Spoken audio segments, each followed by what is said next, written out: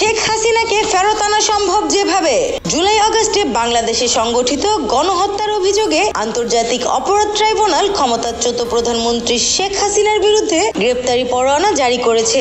অন্তর্বর্তীকালীন সরকার বলছেন, ইন্টারপোলের red alert নোটিশের মাধ্যমে শেখ হাসিনা সহ পলাতক আসামিদের ফেরত আনবে সরকার। মঙ্গলবার 12 নভেম্বর বিবিসির প্রতিবেদনে বলা হয়, অন্তর্বর্তীকালীন সরকারের আইন উপদেষ্টা আসিফ নজরুল বলেন, পলাতক ফ্যাসিস্ট চক্র পৃথিবীর যে দেশেই থাকুক, ইন্টারপোলের মাধ্যমে তাদের ধরে এনে বিচারের মুখোমুখি করা হবে। ইন্টারপোল রেড অ্যালার্ট নোটিশ দিয়ে শেখ হাসিনা সহ পলাতকদের কবে ফেরত চাইবে বাংলাদেশ কিংবা ভারত পলাতকদের ইন্টারপোলের মাধ্যমে ফেরত আনা সম্ভব কিনা সেই প্রশ্ন উঠেছে। নিরাপত্তা বিশ্লেষকরা বলছেন, ইন্টারপোল আসামিদের অবস্থান সম্পর্কে জানার পর সে বিষয়ে হস্তক্ষেপ করতে পারে। সাবেক পুলিশ মহাপরিদর্শক নুরুল হুদা বলেন, রেড অ্যালার্ট মানে অমুক লোকের বিরুদ্ধে আমাদের এখানে মামলা বা ওয়ারেন্ট আছে। ওই আসামি যে দেশে আছে সেই দেশের পুলিশ বিভাগকে ওই আসামির উপর নজর রাখতে বলবে। বাংলাদেশের গণমাধ্যমগুলোর তথ্য বলছে, এখন পর্যন্ত ইন্টারপোলের মাধ্যমে 17 জন অভিযুক্ত আসামিকে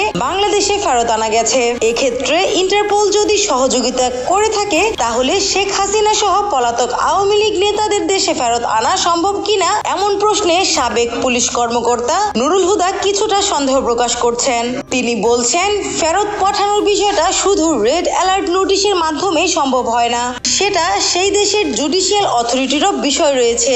স্নিগ্ধা আখি, দৈনিক নতুন সময়, ঢাকা।